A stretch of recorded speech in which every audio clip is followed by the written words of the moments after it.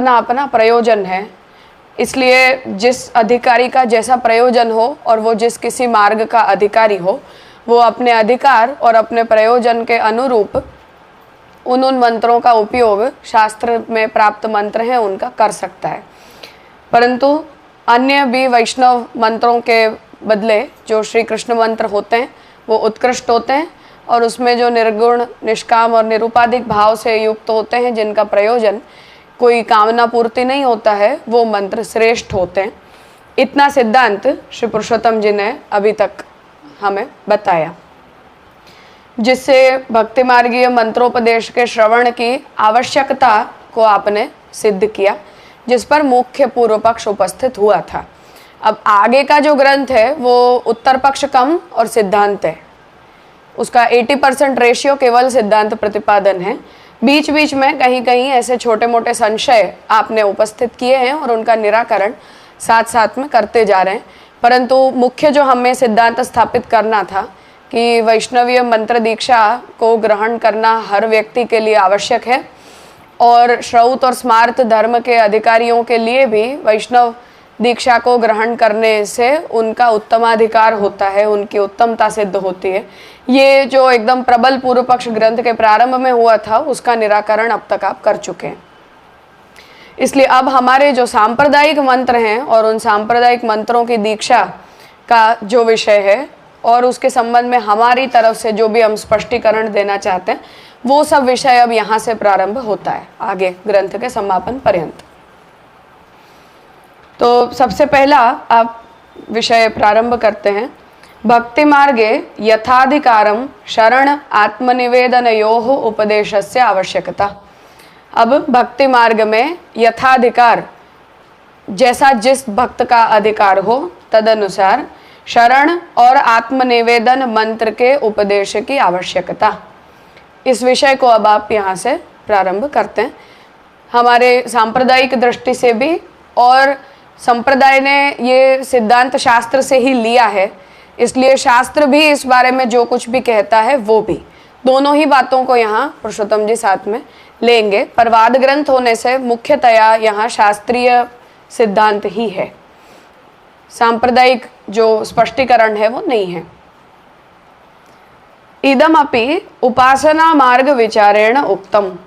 अब पुरुषोत्तम जी कह रहे हैं कि कृष्ण मंत्रोत्कर्ष की भी जो बात अभी तक जितना भी कहा वो सब उपासना मार्ग की प्रक्रिया का अनुसरण करते हुए कहा गया। अब तक का सब विषय भक्ति मार्ग विचारे तू। अब अगर हम उपासना से अलग जिस भक्ति को, निर्गुण निष्काम पुष्टि भक्ति को हम अलग कर रहे हैं, उस भक्ति मार्ग का विचार करने पर तो शरणोपदेश आत्मनिवेदनोपदेश एवच यथाधिकारम आवश्यको। अब हम अपने भक्ति मार्ग की, पुष्टि भक्ति मार्ग की अगर हम बात करते हैं तो शरणोपदेश और आत्मनिवेदन का उपदेश ही यथाधिकार आवश्यक है। अन्य जो तंत्रादि शास्त्र में हमें जो कृष्ण मंत्र मिलते हैं वो भी भक्ति मार्ग की दृष्टि से आवश्यक नहीं है। न तो मंत्रादि नाम, अन्य जो भी शास्त्रीय मंत्र हैं चाहे कृष्ण संबंधी ही क्यों न हो, फिर भी उनके मंत्रोपदेश को ग्रहण करना यह हमारे लिए आवश्यक नहीं है। भगवता भक्ति उपायोपदेशे, भगवान ने जब भक्ति के उपायों का उपदेश दिया है तब अधिकारी विशेषणत्वेन तयोः एव उक्तत्वात्, क्योंकि भगवान ने ही महाप्रभु जी को ये दोनों ही मंत्र प्रदान किए हैं, इसलिए अधिकारी की विशेषता को देखते हुए हम जिस भक्ति मार्ग की चर्चा कर रहे हैं इस मार्ग में तो केवल इन दो ही मंत्रों की आवश्यकता है। अन्य जो शास्त्रीय मंत्र हैं वो कृष्ण परक होने के बावजूद भी भक्ति मार्ग की दृष्टि से और हमारे यहाँ के जो अधिकारी हैं उनकी दृष्टि से उन मंत्रों की आवश्यकता नहीं है। तथा ही एकादशाध्याये 11वें स्कंद के 11वें अध्याय में पूर्वम ज्ञान मार्गम उपसंहृत्य, पहले ज्ञान मार्ग के निरूपण का उपसंहार करते हुए तत्र अशक्तौ, ज्ञान मार्ग के अनुसरण में जो व्यक्ति अशक्त है, तत्फलाय उसको फलित करवाने के लिए भक्तिम वदिष्यता भगवता, वहाँ भगवान ने भक्ति का उपदेश किया है उपसंहार करते हुए। यदि अनीशो धारयितुं मनो ब्रह्मणि निश्चलं मयि सर्वाणि कर्माणि निरपेक्षः समाचरेत्। तो भगवान उद्धव जी के प्रति ये आज्ञा करते हैं कि यदि अनीशो धारयितुं मनो ब्रह्मणि निश्चलम, यदि जो कोई जीव है वो अपने मन में ब्रह्म को, निश्चल निर्गुण ब्रह्म को धारण कर सकता है, तो उसे मयि सर्वाणि कर्माणि, मेरे प्रति जितने भी कर्म है वो निरपेक्ष भाव से अच्छी प्रकार से उनका आचरण करना चाहिए। इति फलापेक्षा रहितस्य, इस प्रकार फल की अपेक्षा रखे बिना स्वस्मिन् कर्मार्पणम भक्त्यर्थम उपदिश्य, भगवान ने अपने प्रति कर्मों को अर्पित करने की, भक्ति भाव पूर्वक सभी कर्मों को अर्पित करने का उपदेश दिया। तत्कथम कार्यम, अब ये जितने भी हमारे कर्म हैं उनका निरपेक्ष भाव से भगवत समर्पण कैसे करना। इति अपेक्षायाम, ऐसा प्रश्न होने पर श्रद्धालु में कथा शृण्वन सुभद्रा लोक पावनी ही, तो भगवान कर्मार्पण की उस प्रक्रिया को आगे के श्लोक से बताते हैं कि जो श्रद्धालु है उसे मेरी कथा जो सुभद्र है, उत्तम पवित्र है, उसे लोक को पावन करने वाली है, ऐसी मेरी कथा को सुनना चाहिए। गायन अनुस्मरण कर्म जन्म च अभिनयन मुहुः, भगवान की उन कथाओं को गाना चाहिए, उनका स्मरण करना चाहिए। भगवान के जो उत्तम कर्म है, उत्तम जन्म है, उन सभी को ध्यान में लेते हुए उनका अभिनय भी बार बार करना चाहिए। मदर्थे धर्म कर्मार्थान आचरण मदपाश्रयो, भगवान के लिए जो अपने धर्म अर्थ और काम पुरुषार्थ के धर्मों का आचरण करते हुए भगवान के प्रति आश्रित होता है, उसे लभते निश्चलाम भक्ति मयि उद्धव सनातने, उसे मेरे प्रति सनातन भक्ति जो है वो सिद्ध होती है। निश्चल भक्ति और सनातन जो परमानेंट है, ऐसी भक्ति सिद्ध होती है। इति द्वाभ्याम, तो ये दो श्लोकों से प्रकारानुवादात, ये प्रक्रिया के अनुवाद को कहते हुए, अर्थात भगवान के प्रति कर्मों का अर्पण कैसे करना, इसकी प्रक्रिया को बताते हुए स्वाश्रितस्य, जो भगवान के प्रति आश्रित है ऐसे जीव को स्वकथा श्रवण स्वजन्म कर्म गान स्मरण तद अभिनयन पूर्वकम, भगवान की कथा का श्रवण, भगवान के जन्म कर्म का गान और स्मरण और उन्हीं का अभिनय भी, अभिनय करते हुए धर्म कामार्थाः आचरणीयाः, ये सब कुछ अपने चित्त में रखते हुए, अर्थात श्रवण कीर्तन स्मरण करते हुए धर्म अर्थ और काम पुरुषार्थ का अनुसरण करना चाहिए। तो हम धर्म संबंधी, अर्थ संबंधी और काम संबंधी जो भी प्रवृत्ति अपने जीवन में करते हों, उन सभी प्रवृत्तियों को करते समय अपने चित्त में भगवान के गुणों का, भगवान के जन्म और कर्म का श्रवण मनन और चिंतन बनाए रखना चाहिए। निष्काम भाव से ठाकुर जी की लीलाओं का अभिनय करना, जैसे महाप्रभु जी और चैतन्य महाप्रभु ने पहली रासलीला को एनेक्ट करके किया था, ऐसे।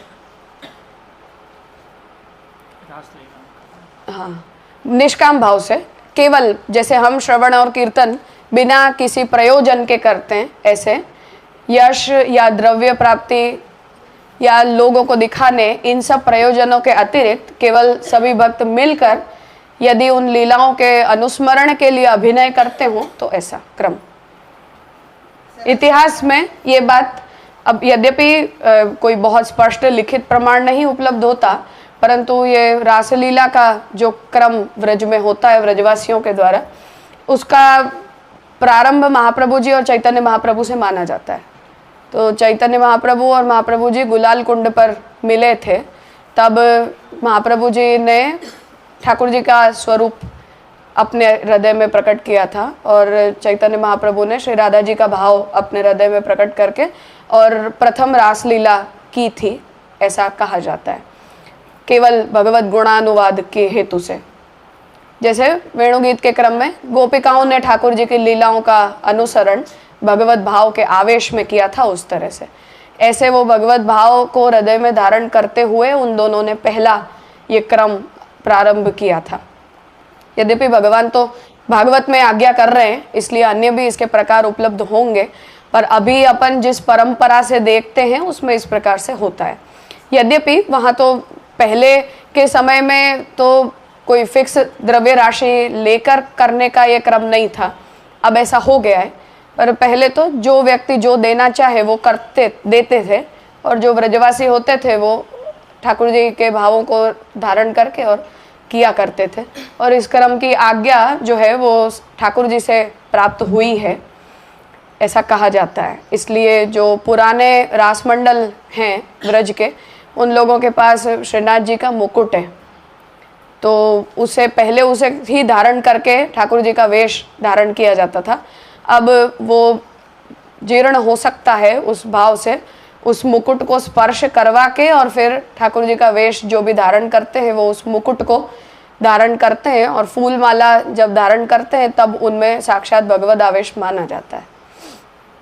तो ये क्रम अभी जो व्रजवासी होते हैं उनके द्वारा चलाया जाता है, वो क्रम है। बाकी कोई भी भक्त कर सकता है, पर निष्काम होना चाहिए।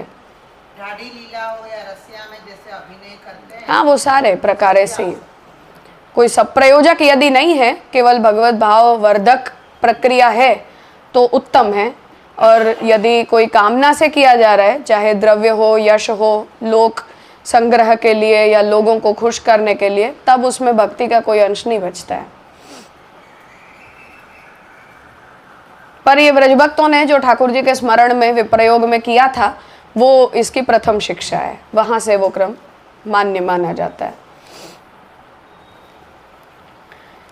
तो धर्म कामार्थाः आचरणीयाः, तो प्रभु को अपने चित्त में प्रभु का स्मरण रखते हुए जब हम अपने धर्म अर्थ काम पुरुषार्थ के साधनों का आचरण करते हैं, इति तत्प्रकारः उक्त तत्र, तो भगवान इस प्रक्रिया को उद्धव जी के प्रति बता रहे हैं।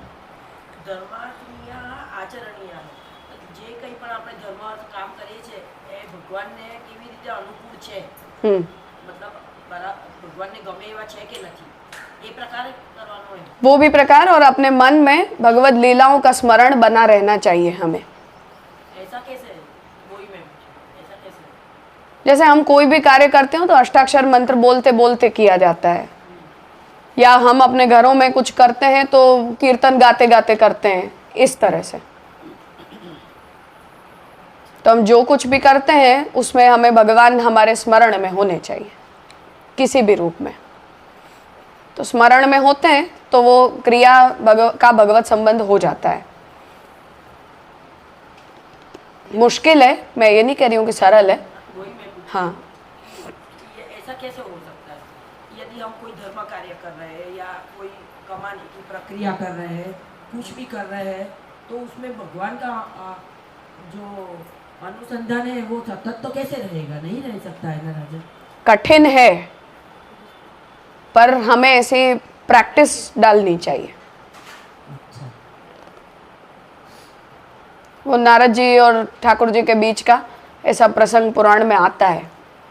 नारद जी ने ठाकुर जी से बोला कि मैं तो 24 घंटे आपका स्मरण करता हूँ, तो मेरे से अच्छा कोई भक्त है ही नहीं आपका। तब ठाकुर जी ने उनको तेल भरा हुआ घड़ा दिया और उनको बोला कि इसकी एक बूंद भी छलकाए बिना ये पूरे पर्वत की प्रदक्षिणा करके वापस आना। तो वो करके आए। तो ठाकुर जी ने बोला कि कितनी बार मुझे तुमने याद किया? तो नारद जी ने कहा कि मेरा चित्त तो इसमें था कि ये गिरना नहीं चाहिए, तो आप याद ही नहीं आए। तो ठाकुर जी ने कहा कि खाली बैठे बैठे जो मुझे याद करता है वो मेहनत का काम नहीं है, वो भक्ति नहीं है। पर अगर आप कोई अन्य प्रवृत्ति में लगे हुए हो तब भी अगर आप मुझे याद करते हो तब वो भक्ति का लक्षण होता है। इसलिए ठाकुर जी फिर उनको अपने साथ लेके गए और खेत में एक भक्त जो है वो खेती करते करते ठाकुर जी का स्मरण कर रहा था। तो ठाकुर जी ने कहा कि भक्त होते हैं तो वो मुझे ऐसे स्मरण करते, हम खाली बैठे हैं तो भगवान याद आते हैं, तो कोई वो भक्ति के लक्षण नहीं है, ऐसा नारद जी को बोला। उनको भक्ति का अभिमान हो गया था, वो उसे शिथिल हुआ फिर। अच्छा, वो पंढरपुर के मट्टी खुंदते हुए कोई एक भक्त है ना, मट्टी खुंदते रहते, बेटे का ख्याल भी नहीं। तो वही तात्पर्य है कि प्रत्येक प्रवृत्ति में भगवान हमारे स्मरण में होने चाहिए। चाहे हम उसे अष्टाक्षर मंत्र के रटन के रूप में हम उसकी आदत डालें, या जो कुछ भी हमने शास्त्र से पढ़ा सुना है उसके स्मरण के रूप में, या जो कुछ भी प्रकार हो संभव। भद्रा का मतलब होता है पवित्र, और लोक पावनी अर्थात भगवत स्मरण जो है वो संसार को पवित्र करने वाला है। तो ये प्रक्रिया जो है वो भगवान ने उद्धव जी के प्रति बताई है कि मेरे प्रति जो भी शरणागत भक्त होते हैं उन्हें इस प्रकार से रहना चाहिए। तो अपाश्रय पदे न, अब यहाँ जो भगवान ने मदपाश्रयो लभते, अब इस प्रकार से जीवन यापन वो करता है जो भगवान के प्रति दृढ़ शरणागति को धारण कर रखा हो जिसने। तो पुरुषोत्तम जी बता रहे हैं कि अपाश्रय पदे न, यहाँ भगवान ने जो अपाश्रय पद का प्रयोग किया है उससे शरण गमनमेव, भगवान के प्रति शरणागत होने का धर्म ही अधिकारी विशेषणत्वेन उक्तम, अधिकारी विशेष के लिए भगवान ने कहा है। शरणम पद च, अब यहाँ जो शरण पद है उसका क्या तात्पर्य है, तो शरण पदंच रक्षितरि रूढ़म, जो हमारी रक्षा करता है उसके लिए हम शरण पद का प्रयोग करते हैं। तो शरण पद का जो रूढ़ार्थ है वो शरणम ग्रह रक्षित्रो हो। तो अमरकोश जो है वो व्याकरण की डिक्शनरी है, वो शरण पद को परिभाषित करती है कि शरण शब्द का क्या अर्थ होता है, जैसे हमारा घर या रक्षक, जो हमारे लिए घर के समान हो। तो जो कोई भी व्यक्ति हम जैसे अपने घर में सुरक्षित महसूस करते हैं, उस प्रकार से जो कोई भी व्यक्ति हमारे हृदय में सुरक्षा का भाव उत्पन्न करता हो, जो हमारा रक्षक हो, उसके लिए शरण पद का प्रयोग किया जाता है। तथा च सर्वतो भगवानेव रक्षकः इति अनुसंधानमेव शरण गमनम इति, और हर प्रकार से भगवान ही रक्षक होते हैं, इस प्रकार का अनुसंधान, इस प्रकार की विश्वास या इस प्रकार की चित्तवृत्ति को बनाना ही शरण गमन कहलाता है। ये शरण को परिभाषित कर रहे हैं। वक्ता च अत्र स्वयमेव इति, अब यहाँ भगवान ही अपने प्रति शरणागत होने की आज्ञा दे रहे हैं। तो शरणागति का जो धर्म है वो और किसी ने नहीं कहा है, भगवान ने ही शरणागति का धर्म बताया है। इसलिए कह रहे हैं कि वक्ता च अत्र स्वयमेव, भगवान स्वयं ही यहाँ वक्ता है। इति मत शब्देन एव श्री कृष्ण नाम प्राप्ति ही, तो भगवान ने जो मूल में मद अपाश्रयो, यहाँ जो मत मतलब मेरे प्रति, तो यहाँ मेरे प्रति ये जो भगवान ने शब्द का प्रयोग किया है उसी का अर्थ कृष्ण नाम प्राप्ति होता है कि अब हम शरण धर्म का स्थापन किस में करेंगे, तो कृष्ण में करेंगे, क्योंकि भगवान ने वक्ता बनकर मेरे प्रति तुम शरणागत हो ऐसी आज्ञा दी है। तो भगवान मेरे प्रति होने की आज्ञा देते हैं, उसे अगर हम मंत्र रूप बनाते हैं तो हम ये कहेंगे कि कृष्ण के प्रति शरणागत होना, तब वो मंत्र बन जाएगा। ऐसा भागवत के श्लोक का पुरुषोत्तम जी अर्थ निकाल रहे हैं। श्री कृष्ण शरणम मम इत्येव अनुसंधानाकारः सिद्धति, तो अब इस बात का अगर हम अनुसंधान लेते हैं भगवान की इस आज्ञा का, तो श्री कृष्ण शरणम मम, ये जो हमारा शरण मंत्रोपदेश है, ये मंत्र भगवान की इसी आज्ञा से निकलता है। बाकी इतिहास के हिसाब से शरण मंत्र भी महाप्रभु जी को ब्रह्मसंबंध मंत्र के साथ ही प्राप्त हुआ है। तो हम ब्रह्मसंबंध मंत्र को जब बोलते हैं तो पहले हम शरण मंत्र ही बोलते हैं, उसके बाद हम आत्मनिवेदन मंत्र को बोलते हैं। तो जो अपना परंपरा, अपना इतिहास और महाप्रभु जी के हस्ताक्षर में जो ब्रह्मसंबंध मंत्र हमें प्राप्त होता है, उसमें शरण मंत्र भी आत्मनिवेदन मंत्र के साथ ही लिखा गया है, हम उच्चारण भी ऐसे ही करते हैं। तो महाप्रभु जी को भगवान ने जब श्रावण शुक्ल एकादशी को आत्मनिवेदन मंत्र प्रदान किया है, उसके साथ ही अष्टाक्षर मंत्र भी भगवान से ही महाप्रभु जी को मिला है। पर ये वार्ता चरित्रों से और महाप्रभु जी की सिद्धांत की पॉलिसी को देखते हुए महाप्रभु जी ने अधिकारी भेद से इन दोनों मंत्रों को स्प्लिट किया है, जिस प्रक्रिया से हम अब लेते हैं। तो जो लोग सेवा के लिए अधिकारी नहीं होते हैं वो केवल शरण मंत्र लेते हैं, और जब वो सेवा के अधिकारी हो जाते हैं तब उन्हें आत्मनिवेदन मंत्र दिया जाता है। तो वार्ता में भी कहीं किसी को नाम सुनायो, कहीं किसी को निवेदन करवायो, ऐसे जो अलग अलग शब्द हमें मिलते हैं उससे हम ये निर्णय करते हैं कि महाप्रभु जी ने स्वयं भक्तों के अधिकार को देखते हुए इन दोनों मंत्रों की दीक्षा पद्धति को अलग किया है। बाकी मंत्रोपदेश के रूप में महाप्रभु जी को ये इकट्ठा प्राप्त हुआ है भगवान से। ये अपना मतलब ऐतिहासिक क्रम हमें ध्यान में रहे इसलिए। तो ये शरण शब्द की व्याख्या चल रही है, वो तो भागवत के श्लोक में नहीं बताई ना शरण शब्द। मद अपाश्रयो, यहाँ से पुरुषोत्तम जी उसे निकाल रहे हैं ना। वही मैं पूछ रही हूँ, अपाश्रय पद से शरण गमन, तो वो शरण अब समझा रहे हैं। हाँ, तो ये सब बराबर है। मैं ये पूछना चाह रही हूँ कि शरण तो बहुत बार पहले भी आ चुका है ना, जैसे गीता में आता है, तो ये स्पेसिफिक कोटेशन का कोई स्पेशल कोई कहना है इसका? पर गीता जी में जैसे भगवान ये कहते हैं कि अहम त्वा सर्व पापेभ्यो मोक्षयिष्यामि मा शुच, ये हमारी प्रॉब्लम का विषय नहीं है। हम शरणागति पाप निवृत्ति की भावना से नहीं जाते हैं कि अब भगवान हमारे सब पाप निवृत्त कर दो, पहले के या आगे के।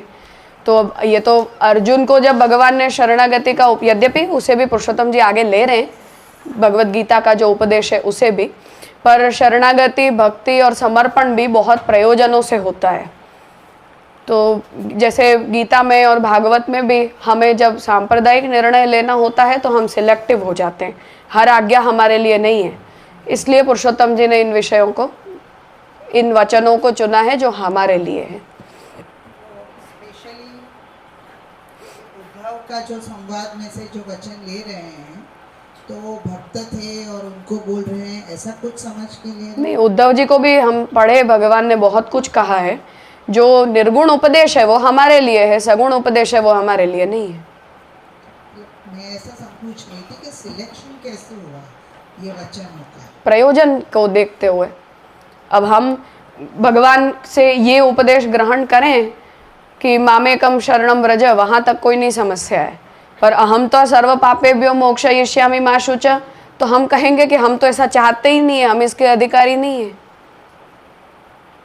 तो वो हमारे ऊपर लगेगा नहीं ना ये उपदेश। इसलिए यद्यपि आगे पुरुषोत्तम जी गीता जी का भी वो मंत्र ले रहे हैं, पर तात्पर्य यह है कि शरण गमन भी बहुत प्रयोजनों से होता है। आर्त भी शरणागत होता है, अर्थार्थी भी शरणागत होता है, जिज्ञासु भी शरणागत होता है, ज्ञानी भी शरणागत होता है। तो हम खुद कौन हैं और किस प्रयोजन से शरणागत हो रहे हैं, इसका विचार तो हमें करना पड़ता है, और वही प्रयोजन हमारे लिए है, अन्य सब हमारे लिए नहीं है। इसलिए उन वचनों का सिलेक्शन जरूरी है। तो हम आत्मनिवेदन की भावना से शरणागत होते हैं। तो महाप्रभु जी की ये स्पष्ट पॉलिसी है कि शरणागति अपने यहाँ बिना आत्मनिवेदन की नहीं होती है। तो हम आज नहीं तो कल, पर यदि आत्मनिवेदित होना ये हमारे जीवन का लक्ष्य नहीं है तो पुष्टि मार्गी होने पर प्रश्न चिन्ह है। कोई मजबूरी के कारण आत्मनिवेदित नहीं हो सकता है तो अगले जन्म में होगा, या उसका मानस आत्मनिवेदन होगा, पर बिना आत्मनिवेदन का लक्ष्य रखे कोई व्यक्ति पुष्टि मार्ग में शरणागत भी नहीं हो सकता है। हम यहाँ आते हैं अपने सर्वस्व का समर्पण करने के लिए ही। वो कायिक, वाचिक और मानसिक हर प्रकार से अनिवार्य रूप से होना ही चाहिए। जैसे गायत्री दीक्षा में विकल्प नहीं है, ऐसे महाप्रभु जी के संप्रदाय में आत्मनिवेदन वैकल्पिक नहीं है। जो व्यक्ति आजीवन शरणागत रहता है और आत्मनिवेदी नहीं बनता है, या तो वो पृथक शरण मार्ग का अधिकारी हो तो ठीक है, या उसकी कोई पारिवारिक या सामाजिक या शारीरिक मजबूरी हो तो वो ठीक है, परंतु स्वैच्छिक कभी भी कोई पुष्टि मार्गी बिना आत्मनिवेदी हो नहीं सकता है। और अगर आत्मनिवेदन किसी व्यक्ति के जीवन का लक्ष्य नहीं है अंततोगत्वा, तो वो पुष्टि मार्ग में है तो कौन है इसका कोई भरोसा नहीं है। महाप्रभु जी उसे आइडियली पुष्टि मार्ग का अधिकारी नहीं मान सकते हैं। तो अपने यहाँ आत्मनिवेदन और शरण ये दोनों स्प्लिट किए गए हैं केवल अवस्था भेद के कारण। परंतु वो शरण गमन भी आत्मनिवेदन की भावना से संयुक्त ही है, नेसेसरीली संयुक्त है, वो अलग नहीं है। आगे यहाँ पुरुषोत्तम जी भी इस विषय को लेंगे। तो बिना आत्मनिवेदन के भाव की शरणागति अपने यहाँ नहीं होती है। आना है अंदर। हाँ, आज नहीं तो कल करना तो करना ही है। ये हर एक पुष्टि मार्गी के जीवन का लक्ष्य होना ही चाहिए। अगर नहीं है तो या हम पृथक शरण मार्गी हैं और या मजबूरी है, पर तीसरा जवाब इस चीज का कुछ नहीं हो सकता है। जैसे अभी आप ऐसे बोलेंगे कि वो कंपलसरी है, तो इसी से फिर वो अलग ट्रेंड हो गया कि सबको ब्रह्म संबंध दे दो, कंपलसरी है। नहीं तो बिना ब्रह्म संबंध पुष्टि मार्ग नहीं होता है। नहीं, जैसे पहले होता था ना, जल भी नहीं लेगे, कोई बहू आई तो दिलाओ, वो तो ये उनका- विपरीत बुद्धि है। मैं जो कहना चाह रही हूँ वो ये है कि पुष्टि मार्गी जब मार्ग में आता है, सोच समझ कर अगर आता है, तो उसके जीवन का ये लक्ष्य होना चाहिए कि सेवा ही मेरा धर्म है, कोई दूसरा धर्म अपने पास नहीं उपलब्ध है। इसका मिसयूज ऐसे हो सकता है। मिसयूज करने वाले शरण मंत्र का भी मिसयूज करते हैं। मिसयूज का तो कोई रास्ता ही नहीं है। हमने सेवा को भी मिसयूज कर लिया, भागवत पाठ को भी मिसयूज कर लिया, हर चीज को मिसयूज कर लिया। पर महाप्रभु जी के मार्ग की साधना और महाप्रभु जी के मार्ग के नियम की जहां तक बात है, तो आत्मनिवेदित होकर पुष्टि मार्गीय भगवत सेवा तनुवित्तजा पूर्विका करना, यही पुष्टि मार्ग का एकमात्र धर्म है। अकेला शरणागत होना ये अवस्था हो सकती है कि अभी आप प्रिपेयर्ड नहीं हो, मजबूरी हो सकती है कि आप कर नहीं पा रहे हो, तीसरा इसका कोई विकल्प नहीं है हमारे पास। यानी हम ऐसा समझते थे राजा कि यहाँ पर एक मुख्य कल्प है, एक विकल्प है, एक अनुकल्प है। इस प्रकार से इसको नहीं देखना है। मुख्य कल्प ही केवल है, बाकी का सब अनुकल्प है, मजबूरी है। अनुकल्प जितने भी हैं वो केवल मजबूरों के लिए बताए गए। मुख्य उत्तमाधिकारी पुष्टि मार्गी को प्रमुख साधन कृष्ण सेवा सदा कार्य, ये एकमात्र जवाब है महाप्रभु जी के पास। और तुम ऐसे खुशी खुशी से चयन नहीं कर सकते हो कि नहीं मुझे सेवा करना है या पूरे आजीवन बोलना नहीं है, ये विकल्प ही नहीं है। इस मार्ग में जो कोई भी आता है वो केवल ये एक ही प्रयोजन लेकर आता है कि मुझे कृष्ण के प्रति सर्वस्व का समर्पण करना है। इसका कोई दूसरा प्रयोजन इस मार्ग में आने के पीछे हो ही नहीं सकता है। जी राजा। समय आप ले सकते हो, उससे कोई आपत्ति नहीं है कि अभी थोड़े समय के बाद अभी व्यावृत्ति करना हमारे लिए आवश्यक है, तो हम अभी इतना करेंगे, बाद में इतना करेंगे, कोई समस्या की बात नहीं है। पर अगर ये आपके जीवन का संकल्प नहीं है तो प्रॉब्लमेटिक है ये केस। लेकिन मार्ग का स्वावलंबन खुद ने करना और खुद की बहू या बेटों से करवाना, उसमें तफावत है ना। ये वो तो अलग बात है, वो नहीं, बात मिक्स कर रहे हैं। खुद के लिए अपनी केवल बहू और सब्जी वाले और दूध वाले का ब्रह्म संबंध करवाना, ये तो कोई अनुसरण नहीं है ना। नहीं है। नहीं, मेरा मतलब उनको मैं बता रही हूँ कि मेरा ये कहना था कि अगर हम कंपल्शन करेंगे तो लेना ही चाहिए, तो ऐसा मिसयूज होता है कि देना है मतलब सबको देना है। ब्रह्म संबंध का अनुसरण स्वयं के लिए है। मेरी सराउंडिंग क्या है, वो अगर जो मेरी सराउंडिंग अगर जो मेरे को सपोर्ट नहीं कर रही, तो होता है कई एक बार के सराउंडिंग अपने को सपोर्ट ना करे, तो उसके लिए बहू और दूध वाले और सब्जी वाले को ब्रह्म संबंध दिलाना ये तो ठीक नहीं। जब ऐसे मैं तो छोटी थी तब ऐसा सब हुआ, तो अपने जेजे ने फिर ऐसा सब प्रवचन में आया कि आप मत दो, उनको नहीं करनी है तो आप फक्त शरण दीक्षा लेके उनको अलाउ कर सकते हो सेवा में। तो मेरा ऐसा समझना हुआ तब से कि शरण दीक्षा लेके भी हम मार्गायित हो सकते हैं। ब्रह्म संबंध इज नॉट इतना जरूरी अभी नहीं, अगर नहीं करनी है पर्सनली तो।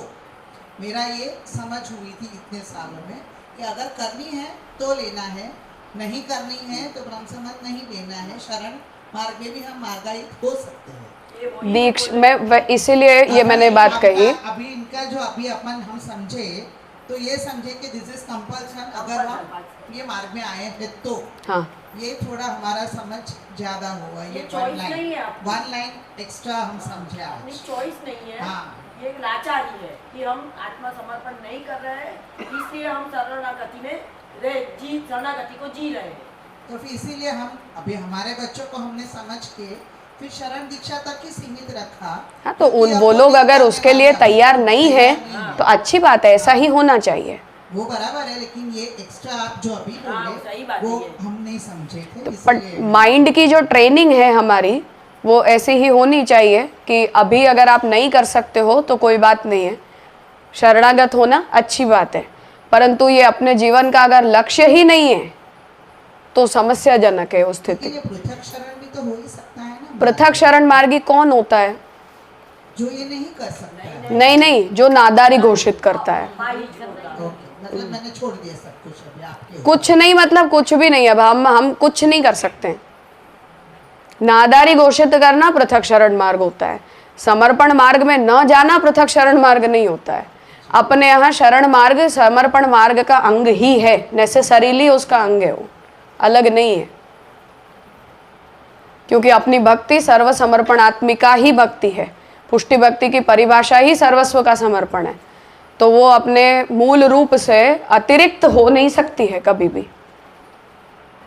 यानी हम बच्चों को ऐसा कहते हैं कि चलो कोई बात नहीं, तुम्हारा अभी अनुकूलता नहीं है समर्पण करने की, तो तुम शरण मार्ग को जी लो, कि जैसे तैसे करके जी लो। तो ये खुशी खुशी बोलने की बात नहीं है, रोकर बोलने की बात है, पछता कर बोलने की बात है कि हम इतने अनधिकारी हैं कि ये हमें नहीं मिला। तो उस बात का दुख होना चाहिए, उस बात का पछतावा होना चाहिए। अगर पुष्टि मार्गी है तो नहीं है तो ठीक है, ठाकुर जी के प्रति शरणागत होना भी आपके लिए अच्छी बात है। पर पुष्टि मार्गी अगर आप बनना चाहते हो तो मार्ग इस तरह से नहीं चला सकते हैं। महाप्रभु जी के मार्ग का एकमात्र सिद्धांत है कृष्ण के प्रति सर्वस्व समर्पित होना। इसका और कोई दूसरा स्वरूप हम अपने मार्ग को नहीं दे सकते। जितने भी स्वरूप देते हैं वो केवल मजबूरी के होते हैं, सिद्धांततः सम्मत प्रक्रियाएं वो नहीं हो सकती हैं, कभी नहीं हो सकती है। राजा, तो हमें अपने बच्चों को सिखाना तो हमें बच्चों को अपने बच्चों को बताना तो पड़ता है ना कि यही हमारा कर्तव्य यही है। जैसे गोविंद आता है तो हम उसकी राह देखते हैं, वो अप्रस करता है, फिर वो तो करना ही पड़ता है ना उसको, तो वो सीखेगा। फिर क्या जी फिर उसके बाद वो बड़ा हो जाएगा तो फिर वो ऐसे सोचेगा तो सही ना कि मुझे मेरा यही कर्तव्य है, तो फिर वो ब्रह्म संबंध की दीक्षा ले सकता है। खुद अपने मन में ऐसी वो वृत्ति फिर बननी चाहिए। तो वो तो कब पता चले, जब वो बड़े हो जाएं, परिपक्व हो जाएं, अपने जीवन के निर्णय लेने योग्य हो जाएं, तब उन्हें स्वतः ये वृत्ति उनके मन में आनी चाहिए। तब तक राह देखनी है। हाँ बिल्कुल, ब्रह्म संबंध को निष्फल नहीं होने देना चाहिए। उसे सफल करना जितना जरूरी है उतना ही उसे निष्फलता से बचाना भी उतना ही जरूरी है। तो वो वृत्ति उनमें पैदा होनी चाहिए। पर कहने का अर्थ है कि हम जिस किसी को भी अगर पुष्टि मार्ग के लिए तैयार कर रहे हैं या पुष्टि मार्ग में उन्हें हम कभी भविष्य में लाना चाहते हैं या उन्हें हम इस संप्रदाय का अनुयायी बनाना चाहते हैं, तो वो माइंड की ट्रेनिंग यही होनी चाहिए कि हम सेवा के लिए ही बने। ये हमारे जीवन का परम प्रयोजन है, प्रथम प्रयोजन है और अंतिम प्रयोजन है। इतना अगर हमारा माइंड इस संकल्प के साथ अगर ट्रेंड नहीं है तो महाप्रभु जी के मार्ग में ऐसे जीव का कोई भविष्य नहीं है। फिर वो शरणागत होकर रहें, अच्छे हों तो ठीक, ना हो तो कुछ नहीं, तो संसार प्रवाह उनकी अंतिम गति है। फिर ऐसा हमें स्वीकार लेना चाहिए। पर ये माइंडसेट इस बारे में हमारा बहुत स्पष्ट होना चाहिए। पर अभी का जो माहौल है, अभी जो चल रहा है, वो तो जैसे होलसेल है तो वो एक अलग कथा है, वो तो प्रॉब्लम है। वो प्रॉब्लम अधिकारी की जहाँ तक बात है वहाँ तक इस मार्ग में महाप्रभु जी जिसे पुष्टि जीव कहेंगे वो बिना समर्पित जीव पुष्टि जीव नहीं हो सकता है। बस समर्पित हो सकता है, मजबूरी है अगर, तो उसका जीवन फिर वो मानस समर्पण में निकल रहा है। पर अगर उसको मन में इस बात का कोई पश्चाताप नहीं है कि मेरी इंद्रियों का भगवत विनियोग नहीं हो पाया, तो ये पुष्टि जीव नहीं है, वो उसका अर्थ है। भगवद रूप सेवार्थम तत्सृष्टि ही नान्यथा भवेत, ये महाप्रभु जी का स्पष्ट वाक्य है कि इस जीव को भगवान ने केवल अपनी रूप सेवा के लिए बनाया है। तो जो मजबूर है उसे इस बात का दुख होना चाहिए कि हम अपनी इंद्रियों का भगवत विनियोग नहीं कर पाए। पर हम संसार प्रवाह में खुश होते होते अगर शरणागत हैं तब तो आप पुष्टि जीव नहीं हो, उसका ये एकमात्र मतलब निकलता है। हमने शरणागति की दीक्षा दिलाई बच्चों को, छोड़ छोड़ के चले गए ठाकुर जी। और सड़वी शरणागति भी न रही, कुछ रहा नहीं अब तो। सही बात है। और मन की हमारी ऐसी ट्रेनिंग जरूरी है, इसीलिए मैं कह रही हूँ कि अभी नहीं कर सकते हैं इसमें कोई समस्या नहीं है, आप समय ले लो, 20 साल बाद करो, 10 साल बाद करो, 50 साल बाद करो, कोई आपत्ति की बात नहीं है। पर हमारे मृत्यु से पहले ये हमारे जीवन का लक्ष्य डेफिनेटली होना चाहिए कि हम सर्वस्व समर्पित होंगे, और तभी हमारे जीवन का प्रयोजन है वो पूरा होगा। ये अगर हमारे जैसे हमारे गोल्स होते हैं ना, लाइफ गोल्स, ऐसे अगर ये हमारा लाइफ गोल नहीं है तो पुष्टि जीव होने के ऊपर प्रश्न चिन्ह है। फिर वो भगवद रूप सेवार्थ ही पुष्टि जीव होता है, इस बारे में कोई संशय नहीं है। वो घर को छोड़ने चाहा, इतनी शरणागति 25-25 साल तक रहे, और घर को छोड़ने को चाह, कितनी बड़ी सही बात है। कितनी है शरणागति की। और शरणागति भी वो जो 6 प्रकार से बताया है, अनुकूल से संकल्प, प्रातिकूल से विसर्जन, ये खाली पहले ही 2 स्टेप करे तो उसको खुद के लिए और खुद क्यों नहीं कर सक रहा है, क्या उसको अनुकूल नहीं है तो अनुकूल से संकल्प करेगा, और क्या उसको प्रतिकूल है मार्ग के लिए, अभी वो पहले नक्की तो करे। शरणागति भी अपन एकदम स्मॉल टर्मिनोलॉजी में वो षड्विधा शरणागति की जो स्टेप्स है वो उसमें वो नक्की करे भाई कितनी शरणागति की। अभी शरणागति सिर्फ छोटा सा नाम लेकर के वो छुट्टी पे चले जाए तो ऐसा तो नहीं हो सकता। सही बात है। अनुकूल से संकल्प, प्रातिकूल से विसर्जन, करिष्यति इति विश्वास, आत्मनैवेद्यम कार्पण्य, षड्विधा शरणागति, पहले 2 स्टेप कर लेना।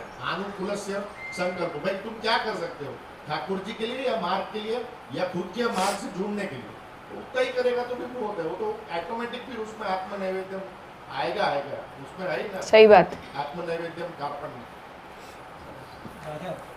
ये जो भगवान ने जो महाप्रभु को वचन दिया है कि जो मेरे मार्ग में आएगा उसको मैं नहीं छोड़ूंगा, तो उसको आप कैसे समझे?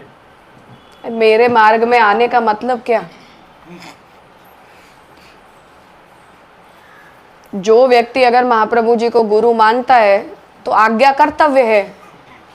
अब कृष्ण सेवा सदा कार्य, ये महाप्रभु जी का प्रथम उपदेश है और अंतिम उपदेश है।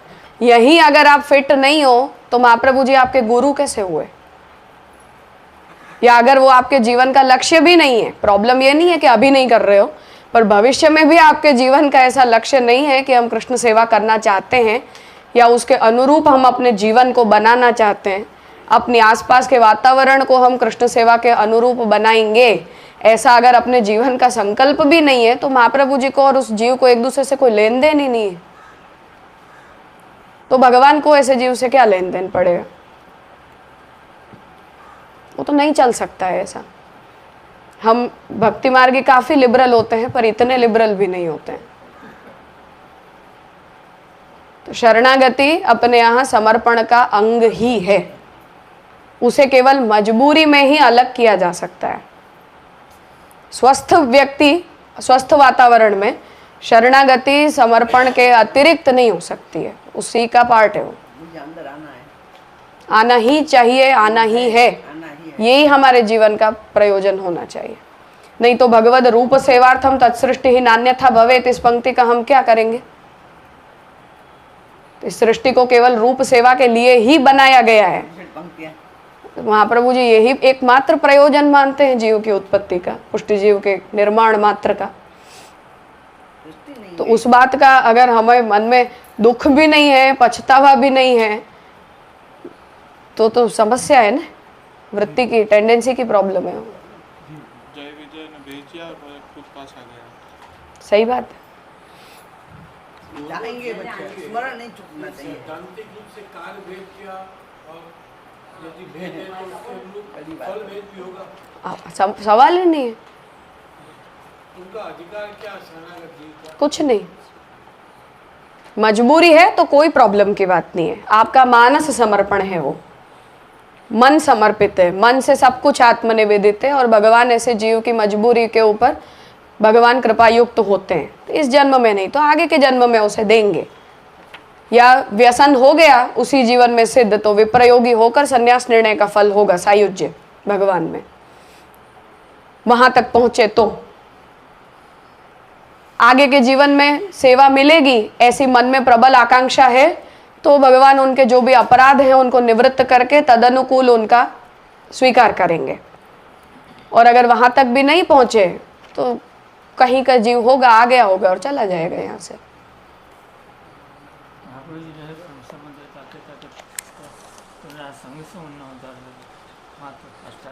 हाँ, सर्वसमर्पण अगर करना है तो ही शरणागत, यानी वो मतलब उनको वो अवेयरनेस होनी चाहिए कि ये शरणागत होना ये आधा पुष्टि मार्ग है, इनकम्प्लीट है हमारी प्रक्रिया, कंप्लीशन नहीं है ये उसका। રાજા એક મારા મનમાં એટલા સંસ્કાર રહી ગયા છે, ખેતર વાડી હતી, વાડીની બાજુમાં એક જાતું ઘર, એ ભાઈ એ ખેડૂત હતો, તો કોષ ચલાવતા ચલાવતા ભગવત નામ ને રાતે અડધી રાત ભાંગે ને તો ઉઠે ને સવાર સુધી ભગવત સ્મરણ કરે એકલો ને એકલી આ ઘાસની ઝૂંપડીમાં સૂઈ રહેતો હતો, એ રખેવાડ હતો। હવે એટલો રખેવાડ ને એટલો નિશ્ચિત કક્ષાનો જીવ, તો એટલું ભગવત નામ એને મેં સાંભળ્યું છે એનું। અમે જ્યારે આમ ધાન પાકે ને ખરા નીકળે ને તો અમે ત્યાં સૂઈ જઈએ પછી 2-4 દિવસ, તો ત્યાં એ 3 વાગે ઉઠીને પણ એ ભગવત નામ દેતો હોય, કોષ ચલાવતો હોય તો ભગવત નામ, આને કોણ પ્રેરણા કરે છે? એ મારા માનસ પટલ ઉપર એટલું છપાઈ ગયું છે।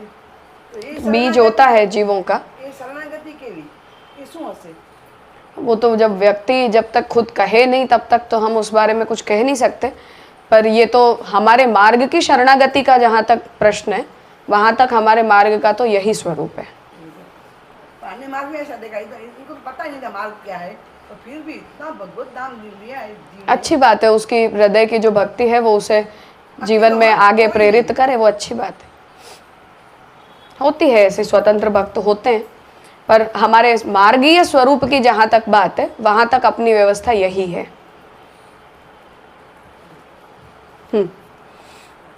तो अतएव वाक्यांतरे, अब पुरुषोत्तम जी दूसरा वाक्य यहाँ उद्धृत कर रहे हैं कि इसीलिए भगवान ने अन्य वाक्य में तस्मात् त्वमुद्धव उत्सृज्य चोदनां प्रतिचोदनां प्रवृत्तिंच निवृत्तिंच श्रोतव्यं श्रुतमेव च मामेकमेव शरणम् आत्मानं सर्वदेहिनां या ही सर्वात्म भावेन यास्यसे ही कुतो भयम्। तो पुनः शरणागति का उपदेश फिर से भगवान ने जो उद्धव जी के प्रति दिया है उसे यहाँ पुरुषोत्तम जी उद्धृत कर रहे हैं कि भगवान ने उद्धव जी से ये आज्ञा दी कि जितने भी शास्त्र में बताए गए विधि निषेध के धर्म हैं उन सभी को भूलकर छोड़कर प्रवृत्ति मार्ग निवृत्ति मार्ग के संबंध में जो कुछ भी सुना है, जो कुछ भी सोचा है, उन सब को केवल मेरे प्रति शरणागत होने के धर्म के रूप में समझना चाहिए। तो शास्त्र का जितना भी उपदेश है वो सब उपदेश भगवत शरण समर्पण संबंधी है। तो माम एकमेव शरणम, भगवान के एक के ही प्रति शरणागत होकर, कौन भगवान? तो आत्मानम सर्वदेहिनाम, जो भगवान सभी देहियों की आत्मा रूप हैं। या ही सर्वात्म भावे न, उन्हीं भगवान को सर्वात्म भाव से, यास्य से ही अकुतो भयम, ऐसे जीव को किसी चीज का कोई भय रह नहीं जाता है।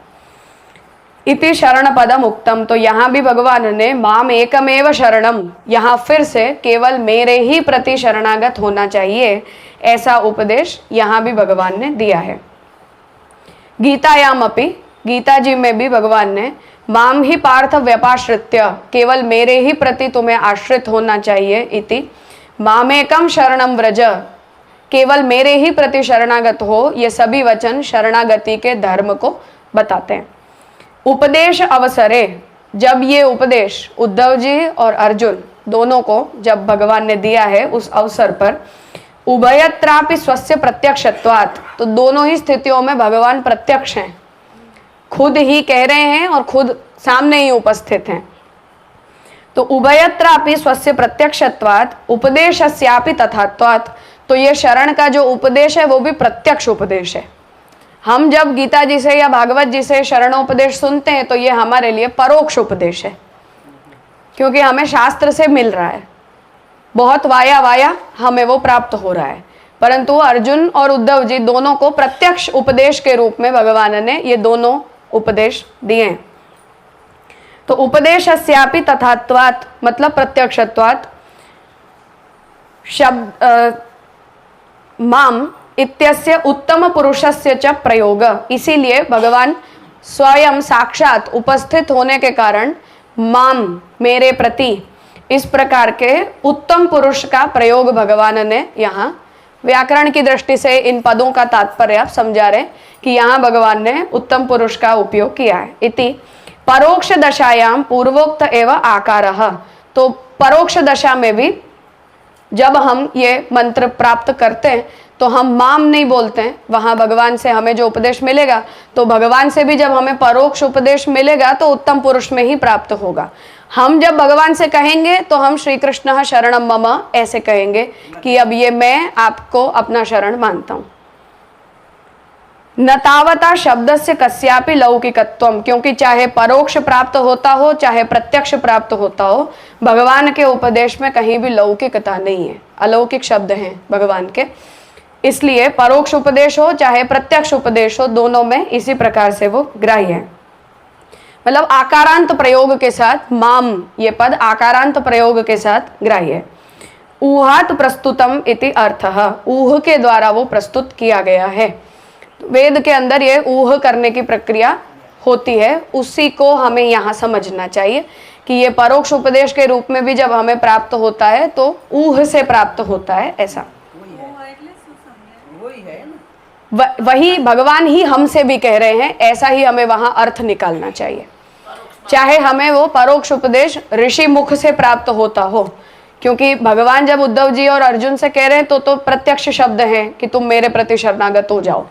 हमें तो ये व्यास जी से प्राप्त हो रहे हैं, गीता भी और भागवत भी दोनों ही, तो वो ऋषि मुख से हमें मिल रहा है। फिर भी अलौकिक शब्द होने के कारण हमें उसे प्रत्यक्ष उपदेश के रूप में ही लेना चाहिए कि अगर हम अपने आप को उसके अधिकारी मानते हैं तो भगवान हमसे भी यही कह रहे हैं कि तुम्हें केवल मेरे प्रति शरणागत होना चाहिए।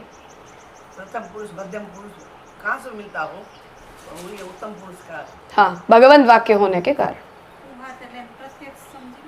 नहीं, ऊह का मतलब ये होता है कि जो परंपरा प्राप्त होता है।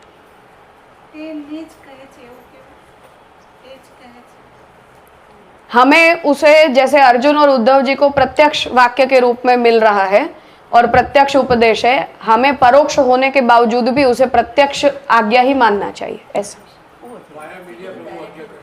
हाँ, हमें क्योंकि ये वाक्य व्यास जी से मिल रहे हैं, जो गीता जी को स्मृति कहते हुए महाप्रभु जी ने जो सर्वनिर्णय में निर्णय दिया है ना कि अब महाभारत में भगवान और अर्जुन कुछ बात कर रहे हैं, इसे सबसे पहले तो संजय सुन रहे हैं, संजय धृतराष्ट्र को कह रहे हैं और व्यास जी समाधि में उसे ग्रहण कर रहे हैं और फिर व्यास जी ने उसे लिखा है, मतलब गणपति जी व्यास जी के लिए लिख रहे हैं।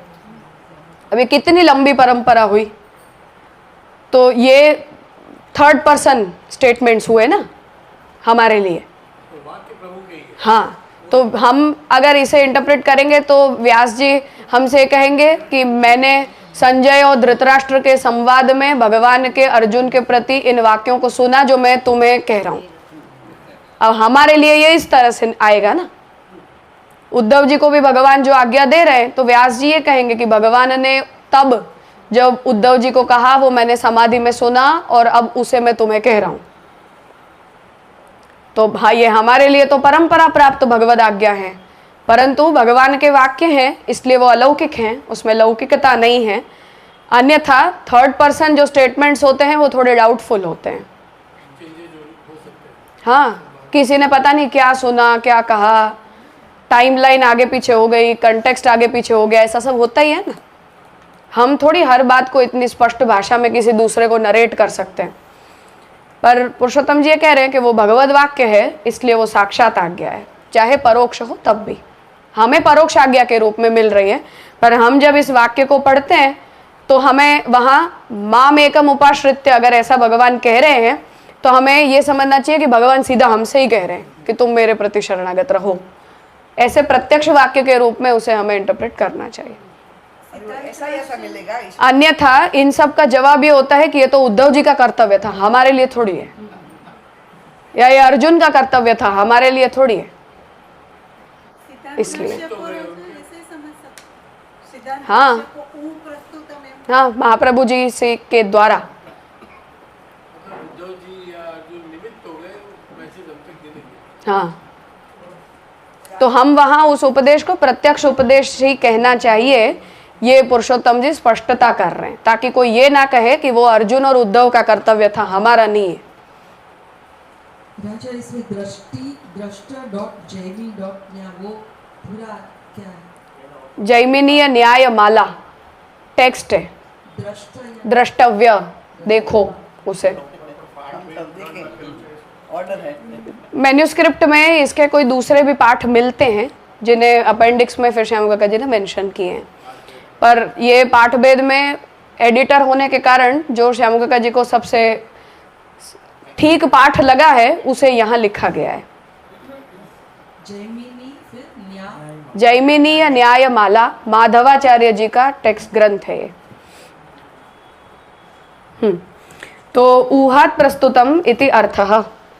तो पुरुषोत्तम जी यहाँ इस विषय की इसलिए स्पष्टता कर रहे हैं ताकि इस परोक्ष उपदेश के ऊपर कोई व्यक्ति ये ना कहे कि ये शरणागति का उपदेश हमारे लिए नहीं है या सब जीवों के लिए नहीं है, पर ये तो उनके लिए जिनको भगवान ने बोला है। इसलिए ये स्पष्टता यहाँ की गई है। ऊह क्या होता है उसका लक्षण पुरुषोत्तम जी ने यहाँ जैमिनीय न्यायमाला से उद्धृत किया है। पद पदैक देशादि प्रक्षेप ऊह इति ही जैमिनीय तंत्रे तल लक्षणम। तो ऊह का ये लक्षण जैमिनीय न्यायमाला के अंदर दिया गया है। ये माधवाचार्य जी का द्वारा लिखा गया ग्रंथ है। मध्वाचार्य जी और माधवाचार्य जी अलग अलग व्यक्ति हैं, एक नहीं है। तो माधवाचार्य जी का ये लिखा हुआ है। वहाँ पद पदैक देशादि प्रक्षेप, तो जहाँ किसी एक पद का अन्य पद में हम देशादि में प्रक्षेप करते हैं, अर्थात कि आज के समय में जैसे हमारा देश और हमारा काल उद्धव जी और भगवान के संवाद के देश और काल से अलग है। तो कोई ये कहे, दोनों पूर्व पक्ष हो सकते हैं। एक ही हो सकता है कि भगवान ने उद्धव जी को शरणागत होने को कहा था, हमें नहीं। दूसरा कि ये द्वापर युग में शरणागति की बात कही गई थी, कलयुग में नहीं। तो जब उन दोनों बातों को प्रक्षेप किया जाता है उनका कि वो वहाँ भी है और यहाँ भी है, उस देश में भी है और इस काल में भी है, इस देश में भी है और उस काल में भी है, ऐसा जब हम ऋषि प्राप्त वाक्यों के आधार पर उसको इम्प्लीमेंट करते हैं तो उसे ऊह कहा जाता है। ये जैमिनीय न्यायमाला से इस परिभाषा को पुरुषोत्तम जी ला रहे हैं, जिससे ये उपदेश हमें प्रत्यक्ष उपदेश के रूप में ग्रहित करना चाहिए, ये सिद्ध होता है।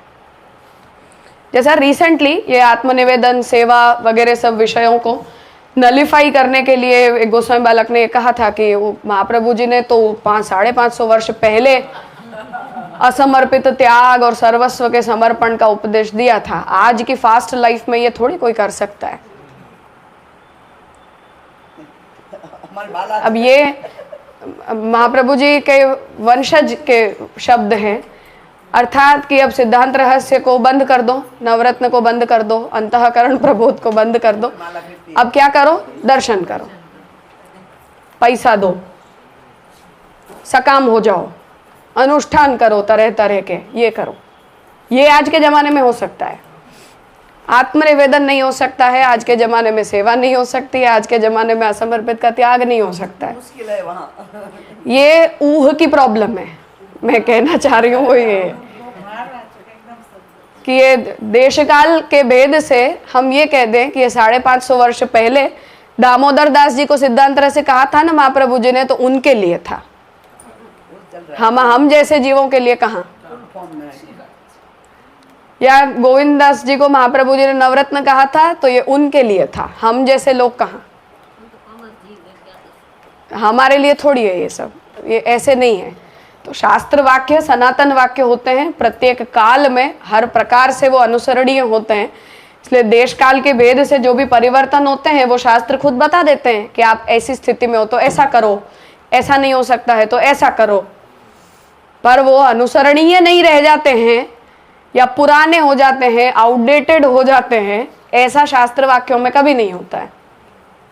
अन्यथा हम अपने धर्म को सनातन धर्म नहीं कह सकते हैं। फिर हमें उसे असनातन कहना चाहिए, जो कोई एक पीरियड में आता है और एक पीरियड के अंदर होकर खत्म हो जाता है। पर भगवत वाक्य वो नहीं समझाते, कोई ब्राह्मण ने बनाया ऐसे कह के चले जाते हैं। ऐसा भी कहते हैं, जिन्हें पता है कि ये तो महाप्रभु जी को ठाकुर जी से ये आज्ञा मिली है, और खास चलो ज़्यादा अक्ल नहीं है तुम्हारे अंदर और ऐसा कह दो कि कलयुग के जीवों के लिए मिली है, तो बस है। और हम तो अभी कलयुग के सात्विक काल में है, कम से कम तामस काल वालों को बोलते तो भी समझ में आता था कि हाँ तुम कहाँ करोगे ये सब। हम तो कलयुग के सात्विक काल में चल रहे हैं, और ऐसे समय में तुम ये कहो कि 550 वर्षों में केवल, तो महाप्रभु जी के वचनों की टाइमलाइन केवल इतनी है बस कि 550 साल में वो आउटडेटेड हो गए। सिद्धांत मुक्तावली जो थी, सिद्धांत मुक्त अवली। सही बात है। समस्या यही है कि इसीलिए ये स्पष्टीकरण पुरुषोत्तम जी कर रहे हैं कि कोई ये ना कहे कि ये उद्धव जी और अर्जुन का धर्म था, महान कार्य किया है, हमारा नहीं है, या कोई ये ना कहे कि ये तो द्वापर युग के धर्म थे, कलयुग के धर्म नहीं है, यहाँ हमें नए धर्मों की जरूरत है। ऐसी ये स्थिति नहीं है। तो हमें भगवत वाक्य होने के कारण वो लौकिक वाक्यों की तरह नाशवंत शब्द नहीं है, कहने का अर्थ है हम जो भी शब्द बोलते हैं, हमारे मुंह से जो भी वाक्य निकलते हैं, वो सब लौकिक हैं, मर्त्य हैं। हम बोलते हैं उसकी वैल्यू उतनी ही है जितनी हमारी वैल्यू है। तो हम आए, जिए और मरे, हमारे बोला गया जो कुछ भी है वो हमारे साथ आया, हमारे साथ गया, उसका कोई स्टैंडर्ड नहीं है, उसका कोई वैल्यू नहीं है। पर भगवत वाक्य हैं वो लौकिक शब्द नहीं है, अलौकिक हैं, नित्य होते हैं, इसलिए उनमें कोई ऐसा भेद नहीं कर सकता है कि ये तब मानने चाहिए और अब नहीं मानने चाहिए। तो नित्यता होने के कारण सर्वकाल और सर्वदेश में वो धर्म है, प्रत्यक्ष धर्म है, जो सिद्धांत रहस्य के पहले श्लोक से, चतुश्लोकी के पहले श्लोक से जो महाप्रभु जी आज्ञा कर रहे हैं कि इसके अतिरिक्त हमारा कोई धर्म, कोई देश और कोई काल में कभी कहीं नहीं है। तो महाप्रभु जी तो इसे आउटडेटेड उपदेश नहीं मानते हैं और न देश काल में परिच्छिन्न मानते हैं, क्योंकि भगवत वाक्य, भगवान के शब्द भगवत तुल्य होते हैं। भगवान के मुखारविंद से निसृत जो शब्द हैं उनमें और भगवान में कोई अंतर नहीं है। तो भगवान जैसे अपरिच्छिन्न है, उसी प्रकार से प्रत्येक भगवत वाक्य भी काल और देश की सीमा से परे होकर नित्य होते हैं, ये कहना चाह रहे हैं। सच स्वयं अमंत्रोपि स्वघटित वाक्यस्य मंत्रत्व निर्वाहक एव न तो विघटकः। तो पुरुषोत्तम जी अब यहाँ इसकी मंत्र रूपता अब समझा रहे हैं कि चलो महाप्रभु जी को तो श्री कृष्ण शरणम मम ये मंत्र आत्मनिवेदन दीक्षा के रूप में बहुत लेट मिला, परंतु भगवान की जो आज्ञा है वो स्वतः मंत्र रूप होती है। अगर हम इसे मंत्र के रूप में, जैसा महाप्रभु जी को मिला है उस रूप में अगर हम इसे न भी समझते हो, तब भी भगवत वाक्य स्वतः मंत्र रूप होता है। उस बात को अब आगे पुरुषोत्तम जी समझा रहे हैं, क्योंकि प्रॉब्लम इसमें यह है कि विघट को क्या किया कर रहे हैं, अभी मैं उपक्रम कर रही हूँ केवल कि ये विषय पुरुषोत्तम जी इसलिए उठा रहे हैं क्योंकि महाप्रभु जी को मंत्र मिला, वो महाप्रभु जी के शिष्यों के लिए है, सबके लिए नहीं है। अब हम कृष्ण मंत्र के उपदेश को सर्वोत्तम मान रहे हैं हर स्थिति में, और शरणागति का जो धर्म है वो कोई व्यक्ति मानो महाप्रभु जी का अनुयायी न भी बने तब भी भगवान के प्रति शरणागत होना ये जीव मात्र का धर्म है। तो मध्वाचार्य जी ये सिद्धांत बताते हैं कि जीव मात्र भगवत सेवक ही होता है, उसका कोई ब्रह्मांड के किसी भी जीव का विष्णु के सेवक होने के अतिरिक्त और कोई स्वरूप होता ही नहीं है, अंश वंश नहीं। भगवत सेवक होना ये जीव का स्वाभाविक धर्म है। तो शरणागति जो है वो हर व्यक्ति को भगवान के प्रति शरणागत होना चाहिए। अब हर व्यक्ति को मंत्र के रूप में वो नहीं प्राप्त होता, महाप्रभु जी को मिला उसे टाइमलाइन के हिसाब से 550 वर्ष हुए, पर उद्धव जी और अर्जुन के प्रति जो भगवान ने उपदेश दिया है वो तो 5000 वर्षों का है, कितना पहले का है। तो भगवत वाक्य जो है वो अपने आप ही मंत्र रूप हो जाते हैं। इसलिए अगर उसकी मंत्र रूपता को ध्यान में लेकर महाप्रभु जी ने मंत्र को उद्धृत किया है तो उसमें अमंत्र रूपता नहीं है। ये बात अब पुरुषोत्तम जी समझाना चाह रहे हैं कि आप इसे अमंत्र नहीं कह सकते हो। अर्थात कोई ये कहे कि श्री कृष्ण शरणम मम महाप्रभु जी को मिला तो महाप्रभु जी के लिए है वो, परंतु भागवत तो महाप्रभु जी के लिए नहीं प्रकट हुई है। भागवत तो जीव मात्र के लिए प्रकट हुई है, गीता जीव मात्र के लिए प्रकट हुई है। तो भगवान का जो उपदेश है वो जीव मात्र के लिए है। सभी को भगवान का सेवक होना चाहिए, सभी को भगवान के प्रति शरणागत होना चाहिए। तो मंत्र जो है इनकी, क्योंकि मंत्र होना ये अपने आप में एक टेक्निकल शब्द है, तो किसे हम मंत्र कह सकते हैं और किसे हम मंत्र नहीं कह सकते, इस बारे में थोड़ी सी टेक्निकलिटी है। तो वो सब वाक्य मंत्र हो गया ना अब तो अब जैसे जगन्नाथ जी ने महाप्रभु जी को यह निर्णय दिया कि ठाकुर जी का नाम ही सर्वोत्तम मंत्र है। महाप्रभु जी को जो जगन्नाथ जी से आज्ञा मिली उसमें भगवान ने यह निर्णय दिया कि सर्वोत्तम मंत्र कौन सा, तो भगवान ने यह कहा कि ठाकुर जी का नाम ही अपने आप में सर्वोत्तम मंत्र है। क्योंकि मंत्र जब हम कहते हैं तो मंत्र के उच्चारण में कौन अधिकारी नहीं, मंत्र किस अवस्था में फिर उसका उच्चारण हो, किस अवस्था में न हो, इन सब को लेकर हमें बहुत बड़ी नियमावली की जरूरत होती है। जैसे आत्मनिवेदन का मंत्र है, शरण मंत्र तो ठीक है, महाप्रभु जी ने कहा कि नित्य बोलना चाहिए, तो इस मंत्र को लेकर तो अपने यहाँ के कोई नियम उतने कड़क नहीं है। शरण मंत्र का उच्चारण सदा सर्वदा हर स्थिति में हमें करना चाहिए। फिर भी हम अपवित्र अवस्था में होते हैं, अति अपवित्र, तो उसका उच्चारण अपने मुंह से नहीं करते हैं। तो शास्त्र में ये विधान है कि जीभ से वो नहीं निकलना चाहिए, मन में रहे तो ठीक है। वाणी के द्वारा उसका उच्चारण अपवित्र और अशुद्ध देह में हमें नहीं करना चाहिए। पर जैसे आत्मनिवेदन मंत्र है, उस बारे में हम ऐसे नहीं हैं, उस बारे में हम कड़क हैं कि ठाकुर जी के सन्मुख होता है, सेवा योग्य पवित्र अवस्था में ही होता है। उसका जप भी हम जब सेवा योग्य पवित्र अवस्था में है तब ही कर सकते हैं, अतिरिक्त अवस्था में नहीं कर सकते। दीक्षित होता है वही कर सकता है, अदीक्षित नहीं कर सकता है। अब ये सब इसकी मंत्र रूपता है, तो मंत्र रूप होने के कारण ये सारी नियमावली भी हमें प्राप्त होती है। अष्टाक्षर मंत्र को लेकर नहीं है, पर इस मंत्र को लेकर है। अब भगवान ने उद्धव जी को आत्मनिवेदन ऐसे ही बता दिया है, वो मंत्र रूप नहीं है। वहां हम ये नहीं कहते हैं कि इसका श्रवण करने पर कोई अदीक्षित दीक्षित हो गया, फिर तो भागवत पाठ सुनने वाला हर व्यक्ति दीक्षित हो गया वैष्णव मंत्र से, ऐसा ही अर्थ निकलेगा ना। अगर हम उसे व्यापक बना देते हैं तो उद्धव गीता का कोई मूल पाठ अगर करेगा तो हर व्यक्ति आत्मनिवेदित है, हर व्यक्ति दीक्षित है, उसमें दीक्षित और अदीक्षित का कोई भेद ही नहीं बचता है। तो प्रत्येक वाक्य मंत्र नहीं हो सकते हैं, प्रत्येक वाक्य की मंत्र रूपता नहीं हो सकती है। मंत्र उससे या तो उद्धृत हो सकते हैं या उसकी इति कर्तव्यता के रूप में भगवद वाक्य विचारणीय हो सकते हैं। उस थोड़े से टेक्निकल सब्जेक्ट को पुरुषोत्तम जी एड्रेस कर रहे हैं, और उसका कारण ये सब संप्रदाय की और दीक्षा अदीक्षा की व्यवस्था को मेंटेन करना है। अधिकार पे जाएगा, नहीं तो ये सब व्यवस्था टूट जाती है।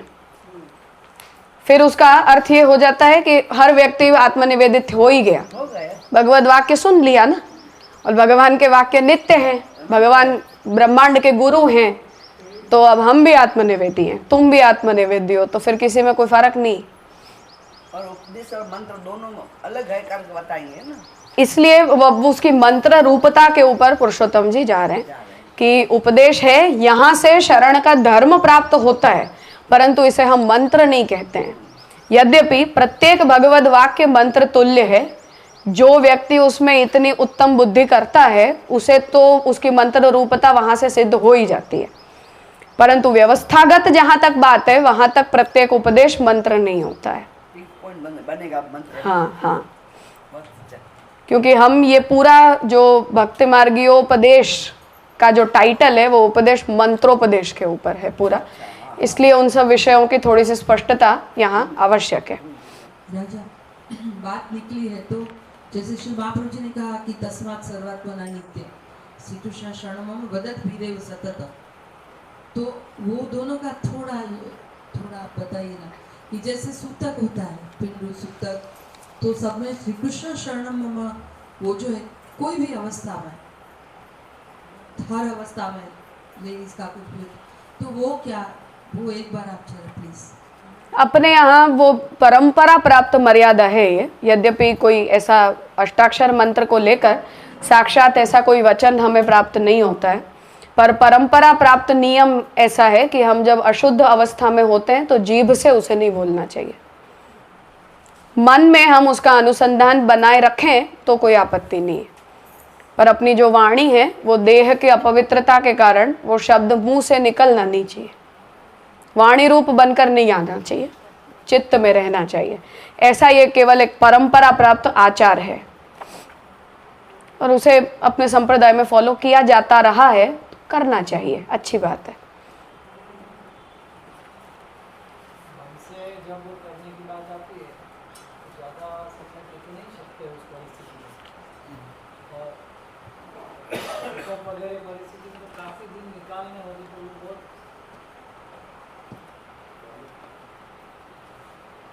कठिन हो जाता। नहीं, कठिन है, ये बात तो सच है। आपको संभालने के लिए अपने यहाँ उस अवस्था में श्रवण धर्म बताया गया है।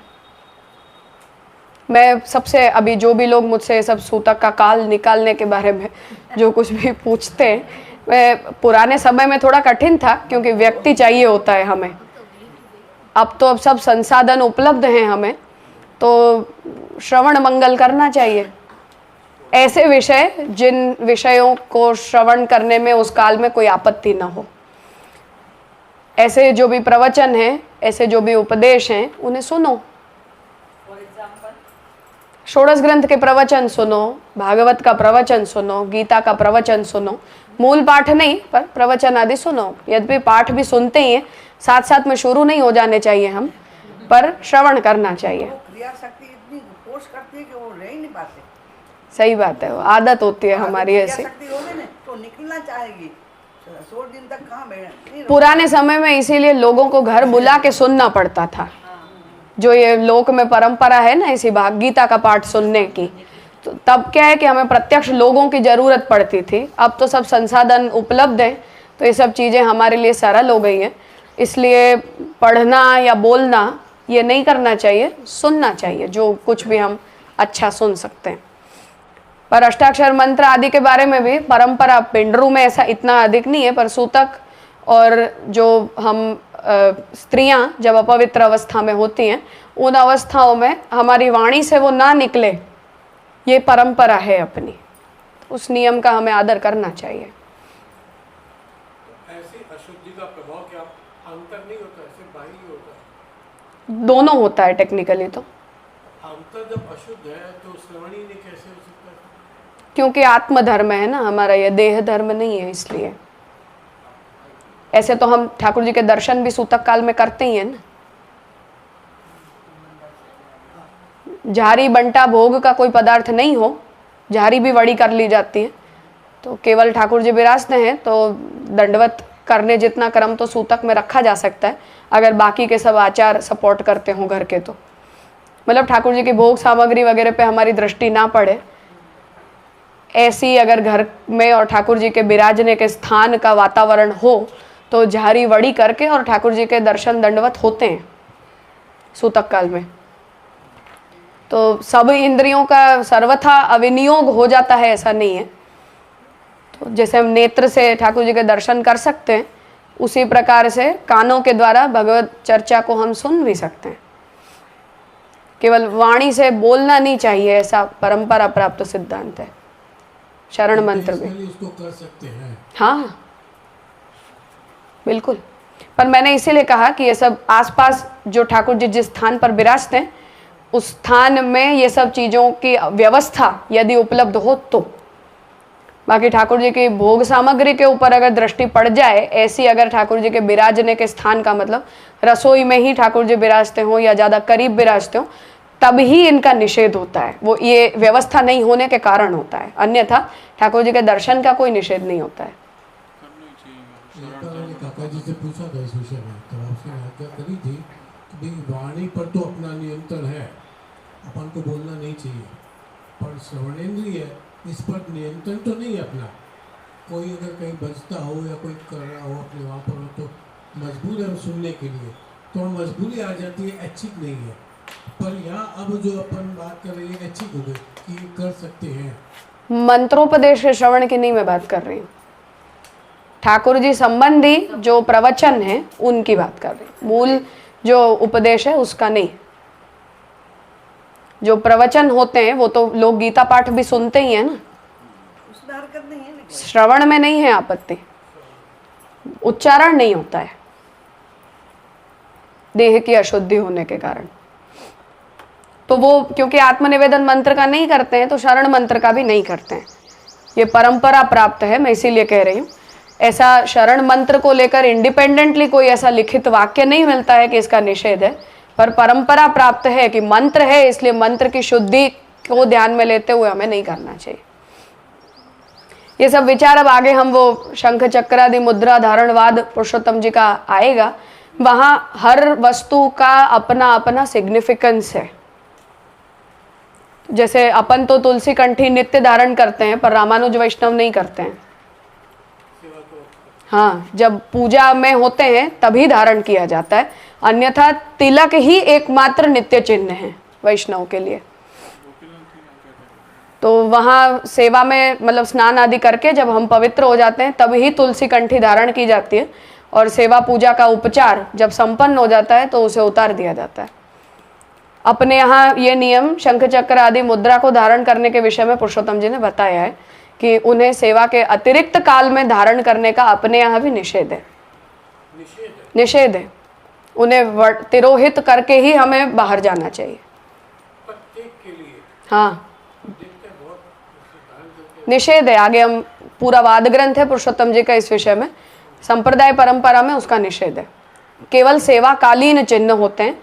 तिलक और तुलसी कंठी ये अपने यहाँ नित्य चिन्ह हैं। शंख चक्र गदा पद्मा और नाम की जो मुद्राएं हैं वो अपने यहाँ नित्य चिन्ह नहीं है, केवल सेवा कालीन है। अतिरिक्त काल में उन्हें तिरोहित करके ही बाहर जाना चाहिए, ये नियम है अपने। ऐसे उनके वहाँ वो तुलसी कंठी को लेकर भी है। कारण उसका यही है कि जब हम ऐसी अपवित्र या लौकिक प्रवृत्तियों के अंदर होते हैं तो उन भगवत चिन्हों का समादर हम नहीं संभाल सकते हैं। रामानुज संप्रदाय में भी जो तुलसी कंठी को लेकर भी ये विधान है वो इसी वजह से। हम शौच आदि क्रियाएं भी करते हैं, हम नौकरी धंधा करने जाते हैं तो ऐसे अपवित्र लोगों का स्पर्श भी करते हैं, विचार भी उल्टे सीधे अपनी बुद्धि में चलते रहते हैं, शरीर से क्रियाएं भी बहुत सारी अधर्म की क्रियाएं भी हमसे होती रहती है। कभी झूठ बोले हम, कभी किसी का कुछ रख दिया, टैक्स की चोरी कर दी, कभी कुछ किया कभी कुछ किया। तो ये जो हमारी लौकिक और सामाजिक प्रवृत्तियां होती हैं उनमें उन भगवत चिन्हों का हम आदर नहीं संभाल सकते हैं। मैं मेरा उदाहरण बताऊं, मांडवी में एक वैष्णव लड़का था, मेरी स्कूल में साथ पढ़ता था, नीचे क्लास में था मेरे, तो वो रोज स्कूल लेट आता था डेली। तो हमारे प्रिंसिपल सौराष्ट्र के थे इसलिए थोड़ी बहुत उनमें वो वैष्णवता और धार्मिकता थी। तो कुछ समय बाद, एक आध महीने के बाद उन्होंने उसको बोला कि तुम ये तिलक धारण करके आते हो ना, इसलिए मैं रोज तुम्हें स्कूल के दरवाजे पे रोकता नहीं हूँ, क्योंकि मैं ये समझता हूँ कि तुम वैष्णव हो और तिलक लगाते हो अपने माथे पे, इसलिए स्कूल के बाहर इनडिसिप्लिन करते हुए दिखाई दोगे तो लोगों के सामने अच्छे नहीं दिखोगे। उन्होंने मेरे सामने उसे ये बात कही थी कि स्कूल की इनडिसिप्लिन को देखते हुए अगर मैं तुम्हें स्कूल के बाहर रोज खड़ा रखूंगा तो तिलक लगाया हुआ व्यक्ति स्कूल के बाहर रोज खड़ा है, ये लोग देखेंगे तो अच्छा नहीं लगेगा, इसलिए मैं तुम्हें रोकता नहीं हूं। अब ये जो भगवत चिन्ह हमने धारण किया है उसका ही एक रिकॉग्निशन है और उसका समादर लोग भी करते हैं। लोग भी ऐसा समझते हैं कि ये वैष्णव है या ये आध्यात्मिक व्यक्ति है, श्रद्धा वाला व्यक्ति है। इसलिए उन चिन्हों को धारण करके, क्योंकि ये तो जो शंख चक्र मुद्रा आदि होती हैं ये तो देवो भूतवा देवम यजेत है। बिल्कुल हम भगवत पार्षद बनकर ठाकुर जी के सामने जा रहे हैं, उन चिन्हों को धारण करके हम अगर उल्टा सीधा काम करेंगे तो उसका अपराध हमें भी लगता है और देखने वाले लोगों की भी वृत्ति खराब होती है। तो अपने यहाँ इसीलिए यह नियम है कि यह केवल सेवाकालीन है, बस चिन्ह। सेवा से हम जब बाहर जाकर अन्य प्रवृत्तियां करते हैं, जप या भागवत पाठ आदि की बात नहीं है, पर अन्य हमारी जो सामाजिक और पारिवारिक लौकिक प्रवृत्तियां करते हैं, तब उन चिन्हों को धारण करके नहीं किया जा सकता है। यह पुरुषोत्तम जी का स्पष्ट विधान है। ऐसा रामानुज संप्रदाय में इस तुलसी कंठी को लेकर भी है। कि शौच आदि क्रियाएं, ये सब अपवित्र क्रियाएं होती हैं, हमारा देह अपवित्र अवस्था में होता है, तो उन अवस्थाओं में हमें भगवत चिन्हों को अपने शरीर के ऊपर नहीं रखना चाहिए। तो उनके वहाँ केवल एक तिलक ही नित्य धारण का सिद्धांत है। अपने यहाँ तुलसी कंठी और तिलक, ये दो अपने नित्य चिन्ह हैं। शंख चक्र और नाम मुद्रा अपने नित्य चिन्ह नहीं माने गए। तो हर वस्तु की, हर प्रक्रिया की अपनी अपनी कुछ प्रयोजकता होती है, और उनकी उतनी पवित्रता को ध्यान में रखना ये हमारा धर्म है, इसलिए उसका निषेध किया जाता है। मंत्र भी जो है वो साक्षात भगवत रूप है, क्योंकि वो मंत्र भगवत परक है, इसलिए शब्द रूप होने के बावजूद भी या हमारे मुंह से निकला होने के बावजूद भी वो उसमें लौकिकता या नाशवंतता का धर्म नहीं होता है। तो जो भगवत मंत्र है वो साक्षात भगवत तुल्य है, भगवान के समान है। जैसे भागवत जी को लेकर अपना सिद्धांत है कि वो साक्षात कृष्ण है, इसीलिए अपवित्र अवस्था में या अपवित्र वृत्ति में भागवत जी का पाठ या भागवत जी का स्पर्श या भागवत जी का पठन नहीं किया जा सकता है। तो ये सूतक में होना या स्त्रियों की अपवित्र अवस्थाएं होनी, ये ऐसे काल हैं जब हम इसीलिए षोडश ग्रंथों का भी पाठ अपने मुंह से नहीं करते, क्योंकि वो शब्द साक्षात महाप्रभु जी का ही रूप है। तो उनमें और महाप्रभु जी में कोई भेद नहीं है। ऐसे भागवत में और आत्मनिवेदन मंत्र में और ठाकुर जी में कोई भेद नहीं है, एक ही है। तो वो इसलिए हम वो मर्यादा रखते हैं। श्रवण में आपत्ति नहीं है। तात्पर्य ये है कि हम किसी भी अवस्था में कृष्ण तो हम में होने ही चाहिए, बस। हाँ, मेन चीज ये। हाँ, प्रभु का स्मरण मन में रहना चाहिए, अपने सेवक धर्म का हमें अनुसंधान रहना चाहिए, वो आवश्यक है। कहीं भी हो, कुछ भी। इसलिए ऐसा जो कुछ भी हम अपनी उस मर्यादा अवस्था में भगवत रूप और भगवत नाम की मर्यादा रखते हुए कर सकते हैं, वो करने में आपत्ति नहीं। जय विजय ने यही मांगा ना, स्मरण रहे, नरक नहीं जाए। माथे पे तिलक तो हमेशा रख सकते हैं। हाँ, तिलक अपने, तिलक और तुलसी कंठी अपने अनित्य चिन्ह है। उनका त्याग हमारी अंत्येष्टि के समय भी नहीं होता है। वैष्णव की जब अग्नि संस्कार होता है तो जनोई उतर जाती है, पर कंठी और तिलक के बिना किसी वैष्णव का अंत्य कर्म भी नहीं होता है कभी।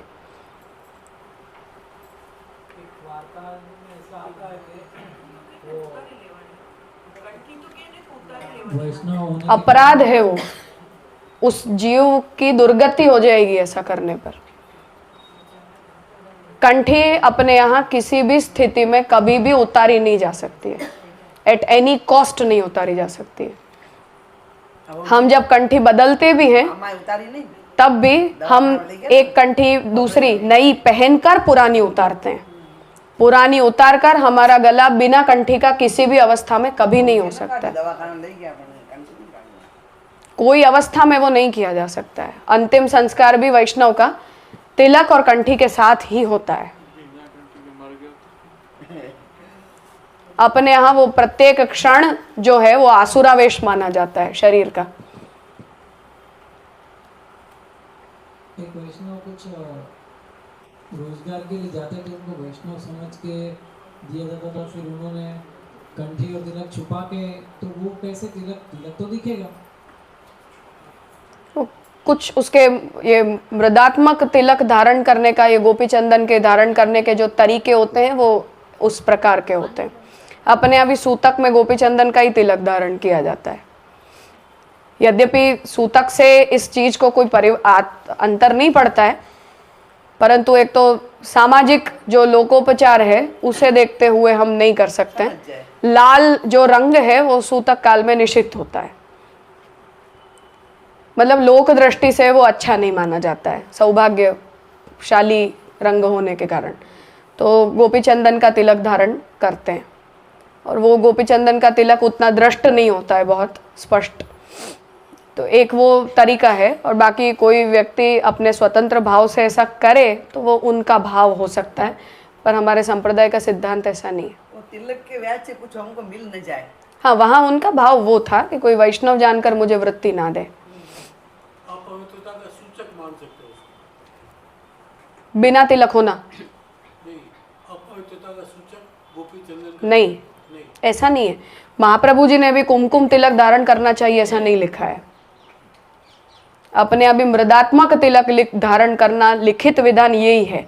परंपरा प्राप्त है कि हम कुमकुम से करते हैं, सौभाग्य के लिए है ना। जो भी प्रारंभ का जो भी कारण हो, पर मृदात्मक धारण करना चाहिए ऐसा ही अपने यहाँ भी विधान मिलता है।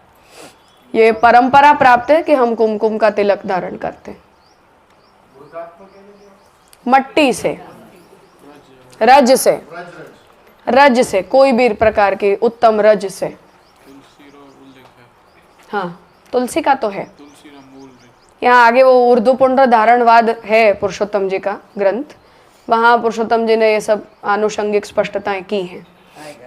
आएगा आगे। गोपी चंदन भी मट्टी है ना, कोई भी मट्टी, व्रजरज से भी करते ही हैं अपने यहाँ तिलक। अब तो मट्टी पवित्र होनी मुश्किल है, वो लगाना पड़ता है पवित्र मट्टी। व्रजरज आदि जो हैं उनसे अपने यहाँ तिलक होते आए हैं।